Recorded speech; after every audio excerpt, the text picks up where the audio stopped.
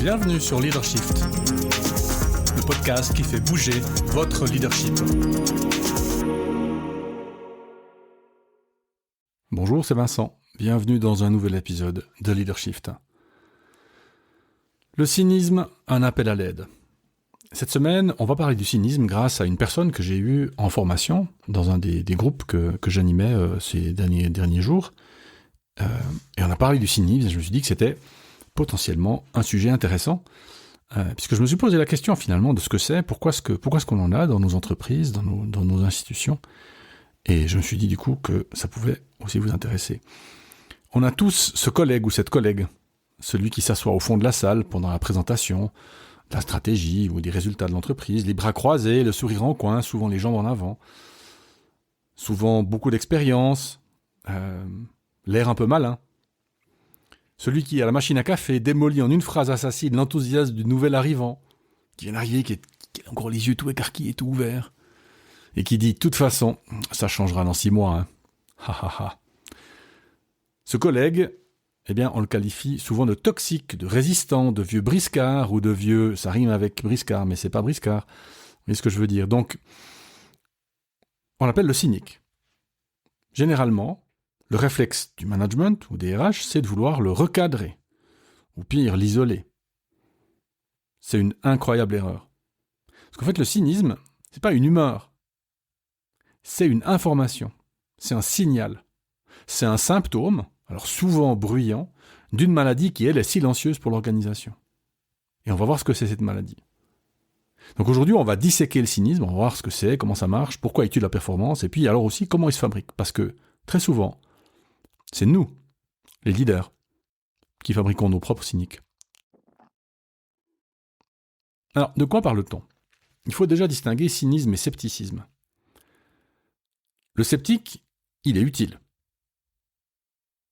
Il doute, il demande des preuves. Il dit « je suis pas sûr que ça marche, ce plan. Montrez-moi les données ». Le sceptique, c'est un garde-fou rationnel, objectif. La cynique, elle a quitté le terrain de la rationalité pour celui de l'intention. La définition d'une cynique, ou du cynisme, c'est la conviction inébranlable que l'entreprise et ses dirigeants agissent uniquement par intérêt personnel, ou en tout cas pas par intérêt vis-à-vis des employés ou des clients, et que toute communication officielle est un mensonge déguisé. Là où le sceptique dit « je doute de la méthode », la cynique, elle dit « je doute de votre honnêteté, de vos intentions ». Ce qui est intéressant, c'est qu'en fait, c'est un mécanisme de défense psychologique. Pourquoi ? Le cynisme, c'est une armure. Si je décide par avance que tout est faux, que rien ne marchera, que de toute façon rien ne changera jamais, je ne peux plus être déçu. C'est de l'expectation management avec un niveau 0. Et donc, comme je ne peux plus être déçu, je suis invulnérable. Et donc, je ne peux plus être blessé. Et souvent, les cyniques sont des gens qui ont souffert par le passé, même peut-être dans une autre entreprise, et qui ont pris cette habitude de se distancier d'absolument tout. Alors, on va dire, bon, à la limite, on pourrait les laisser râler dans leur coin. On les isole un peu, on essaye de... Tant qu'ils font leur travail, finalement, c'est pas si grave. C'est une erreur, pour 2 raisons. La première, c'est la contagion. Le cynisme est souvent beaucoup plus viral que l'enthousiasme. Une seule remarque cynique en réunion, encore une réorganisation, c'est la 3e en 2 ans, ha ha ha. Une remarque comme ça suffit à vous dégonfler l'énergie de tout un groupe et d'augmenter la charge mentale du groupe. Ou, selon le degré d'influence de la personne, voire peut-être de toute l'entreprise. Parce que comme par hasard, ces cyniques sont des gens qui souvent ont de l'expérience, sont là depuis un certain temps.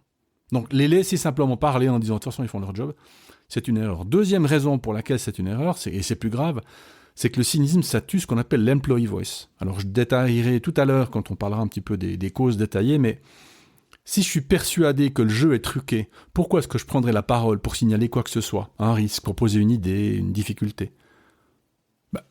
Si je sais que ça sert à rien, si je sais que de toute façon rien ne marchera, que de toute façon rien ne changera, je prends pas le risque. Absolument pas. Et donc le cynisme installe le silence organisationnel. Puis comme on l'a souvent vu dans Leadershift, une organisation qui se tait, c'est une organisation qui fonce droit dans le mur. Donc, les cyniques, c'est bien si on peut les repérer, si on peut les identifier. Alors, Comment est-ce qu'on peut les identifier ? Il ne faut pas forcément chercher ceux qui s'opposent frontalement. Ceux-là, c'est souvent des passionnés en colère. Ce sont des gens qui ont encore le poing levé. Le cynique, il est plus malin que ça, lui. Il est dans le retrait et l'ironie ou le sarcasme. Donc, le langage, c'est typiquement l'humour noir dénigrant, le sarcasme, l'ironie, un ha ha ha, comme je faisais avant. On verra aussi souvent, chez les cyniques, du désengagement émotionnel. Moi, je fais juste mes heures. De toute façon, ce job, il est alimentaire. C'est pas vrai. On sait comment fonctionne la motivation humaine. On en a déjà parlé dans Leadership. Personne ne naît démotivé. Alors oui, il y a des facteurs développementaux, etc. Mais quelqu'un qui dit « je fais juste mes heures », il y a du potentiel là-dessous. Et puis il a souvent, le cynique, cette posture d'observateur. Il commente le match, il est sur le terrain. Mais alors il refuse de jouer. Il dit « ils ont décidé » en parlant de sa propre entreprise. Donc il marque une entreprise entre eux, la direction souvent, et nous, les victimes, les employés, les collaborateurs, qui sommes là depuis longtemps et qui souffrons.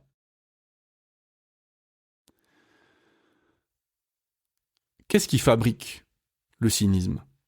Parce qu'évidemment, vous voyez, dans une vision un peu psychologisante des ressources humaines, on va aller chercher des caractéristiques personnelles, on va lui faire un test de personnalité, vous savez comme je les aime, on va le faire coacher. Alors bien sûr qu'on peut coacher un cynique, mais il y a des causes systémiques au cynisme. Et c'est ici que nous devons faire notre examen de conscience. On n'est pas cynique, on le devient. C'est un idéaliste déçu, le cynique. C'est quelqu'un qui avait un idéal, qui venait pour quelque chose. C'est quelqu'un qui y a cru très fort, qui s'est investi, mais qui a été trahi. Alors qu'est-ce qui provoque cette trahison ? Je vous donne 3 pistes, 3 idées. Alors justement, le manque d'employee voice. Ce qu'on pourrait appeler de l'impuissance apprise. Alors, l'employee voice, c'est l'ensemble des mécanismes qu'une organisation met en place pour faire entendre la voix des collaboratrices et des collaborateurs. Il y a 50 possibilités, mais par exemple, des one-on-one suivis, des tête-à-tête, des groupes d'amélioration, des town hall meetings, des questionnaires sur le climat de travail, etc. Tout ce qui fait remonter la voix des collaborateurs et des collaboratrices à la direction. C'est un sujet de recherche, c'est pas juste un mot inventé comme ça. L'employee voice, si vous cherchez sur Internet, vous verrez, il y a des articles scientifiques qui parlent de comment ça marche, de quoi ça dépend, etc. S'il n'y a pas d'employee voice, c'est le facteur numéro 1 de génération de cynisme. Parce que des collaborateurs qui ont généré des problèmes, proposé des solutions, puis qui ont reçu en retour que, on verra, ou pire, du silence, il y en a. Et donc, à force de parler dans le vide, puis de se fatiguer, ils intègrent en fait que leur voix ne compte absolument pas. Et donc, le cynisme devient la seule façon de reprendre le pouvoir de plus y croire. Donc, si vous n'avez aucun mécanisme d'employee voice, vous aurez des cyniques. Deuxième idée, deuxième facteur, deuxième piste, la rupture de confiance organisationnelle. Cette rupture, c'est l'écart entre les valeurs affichées, bienveillance, mérite, etc., excellence, blablabla, et la réalité des comportements tolérés. Quand un dirigeant parle d'éthique, mais promeut un harceleur parce qu'il fait du chiffre, il fabrique instantanément 10 cyniques parce que l'entreprise ne fait pas preuve de bienveillance organisationnelle. Alors oui, j'ai osé utiliser le mot de bienveillance, je suis désolé. Trouvez-moi autre chose. D'accord ? Le fait qu'une entreprise prend soin de ses collaboratrices et ses collaborateurs, pas comme des enfants, mais comme des adultes. Et c'est dans la loi. Parce que vous savez que l'employeur est chargé de garantir la santé psychique et physique de ses collaboratrices et ses collaborateurs. Prendre soin. Et je suis désolé, mais quand le nouveau promu, le harceleur en question, devient directeur commercial parce qu'il fait du chiffre, parce que c'est le meilleur vendeur de la boîte, on ne prend pas soin des collaborateurs. Quand un conflit est réglé, entre guillemets, en déplaçant la personne qui a haussé le ton contre une injustice, mais quand on la déplace, parce que finalement, on ne va pas trop embêter le directeur, l'entreprise fait preuve d'incompétence. Et l'incompétence, c'est une source de méfiance organisationnelle, comme le manque de bienveillance. Quand une entreprise fait A un jour et B le lendemain, alors que les situations sont similaires, elle manque de fiabilité, une autre source de méfiance organisationnelle. Donc, mis bout à bout, ces manquements fabriquent du cynisme et des cyniques. Pourquoi ? Parce qu'il n'y a pas de base solide, il n'y a pas d'assise sur laquelle on peut se dire si je m'engage, j'ai la chance de recevoir quelque chose. J'ai la chance de ne pas me prendre à la porte. troisième source potentielle de fabrique du cynisme, la culture clanique. Toutes les cultures dans lesquelles la loyauté est plus importante que la compétence. Si l'organisation récompense la cour des N-1 et la politique plutôt que la compétence et le résultat, on va générer du cynisme. Et chez qui ? Chez nos meilleurs experts. Parce que eux, peut-être qu'ils connaissent pas forcément qui il faut connaître pour être promu. Et donc, quand on favorise le qui on connaît plutôt que ce qu'on fait, le contrat psychologique, il est rompu. À quoi bon est-ce que je vais m'engager si l'idée sont pipées d'avance ? Même si je donne un max, je sais qu'à côté, il y a le cousin de la copine, la voisine du boulanger, et voilà, je pourrais rien faire. Donc, vous voyez que ces trois pistes, qui sont des sujets qu'on a abordés déjà dans Leadership, ce qu'on appelle des causes systémiques parce que c'est de la responsabilité de l'entreprise, de l'institution, de veiller à ce qu'il y ait une employee voice, à ce qu'on ait une bonne confiance organisationnelle, à ce que la culture soit pas juste clanique, même si ça peut pas être complètement évité. Donc, ça, c'est vraiment au niveau de l'organisation que ça se passe. Donc, c'est à nous de le regarder. Alors maintenant, on va quand même parler de... le cynique, lui, il est toujours là, parce que faire tout ce qu'on a dit là, tout ce qu'on vient de dire, confiance organisationnelle, employee voice, ça met du temps. N'empêche que lui, le cynique, est toujours là et il continue à faire des dégâts. Alors, comment est-ce qu'on aborde le problème face à un collaborateur cynique ? La pire réaction, c'est la morale. Tu es négatif. Tu devrais changer d'attitude. En fait, en faisant ça, vous faites que confirmer sa vision, ils comprennent de toute façon rien.